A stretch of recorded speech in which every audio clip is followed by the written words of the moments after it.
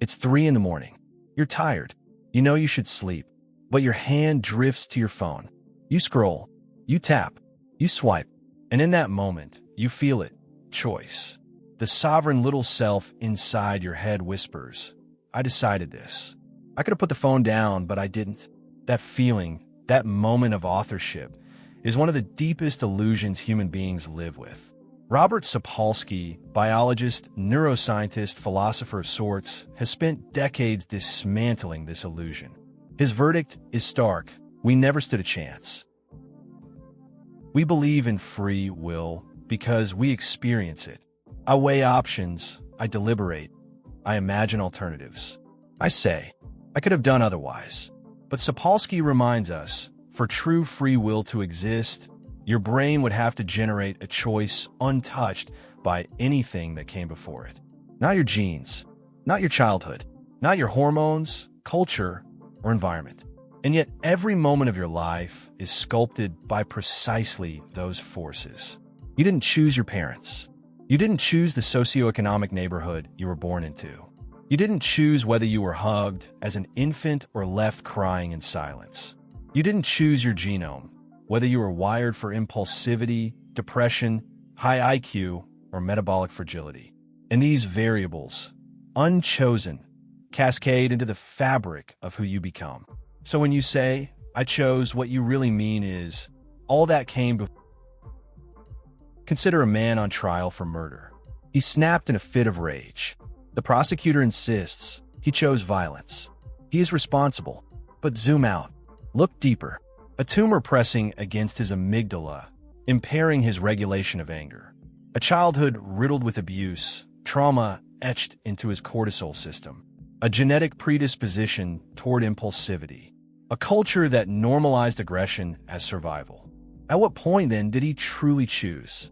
The philosopher Peter Van Inwagen called this the consequence argument.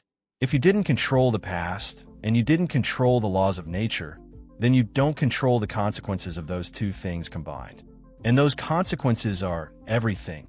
The crime, the kindness, the love, the hate, the scroll at 3 a.m., the rage that ends in blood. Each a chain reaction stretching back to a past you never authored.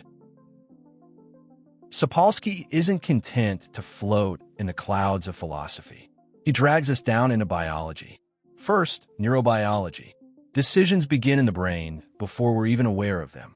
In Libet's famous experiments, the brain's readiness potential fired milliseconds before people said they decided. In other words, your brain starts the race before you even show up at the track. Then, endocrinology. Hormones tilt the scale of our choices in ways we rarely notice. Testosterone pushes aggression. Oxytocin fuels loyalty to our tribe. Cortisol shapes the way we respond to stress. None of these were decisions you made. You didn't choose your hormone levels. Next, genetics. Tiny variations in dopamine receptors influence whether you're impulsive, whether you take risks, even how your politics lean. You didn't audition for those alleles. They were handed to you. And finally, the environment.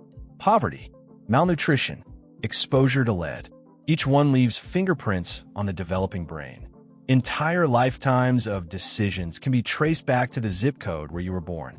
Free will, seen through this lens, dissolves. It becomes less a truth and more a story we tell ourselves. A noble lie that helps the machinery of society keep running. But surely, there must be an escape. Some appeal to compatibilism. The idea that free will is simply doing what you want without external coercion. If no one forced you, you were free. Sapolsky scoffs. If your wants themselves were sculpted by things you didn't choose, what kind of freedom is that? It's just determinism in a nicer suit.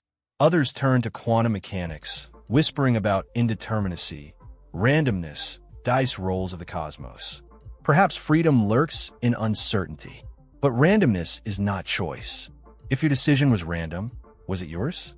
Randomness does not liberate us. It only replaces cause with chaos. So the trap tightens. Either your actions are determined, or they are random. Neither grants you sovereignty. So what now? If free will is a myth, Do we throw morality into the fire? Do we abandon justice, love, meaning? Sapolsky argues, not all. We still need laws. We still need consequences. We still need to protect society. But what we don't need is moral blame. The criminal isn't evil. He is unlucky. The addict isn't weak. She's trapped by circuitry and chemistry. The successful billionaire isn't virtuous. He is fortunate. Once you accept the absence of free will, the world shifts. Less judgment, less hatred, more compassion, more humility. And if that sounds frightening, maybe it's also liberating. Because once you realize you are never fully in control, you can stop despising yourself for your failures. You can stop worshiping others for their so-called triumphs. You can begin to see humanity with clearer eyes. Fragile creatures, each carrying the burden of causes they never asked for. But here is the paradox Sapolsky cannot erase. Even if freedom is an illusion we are wired to feel. We agonize over choices.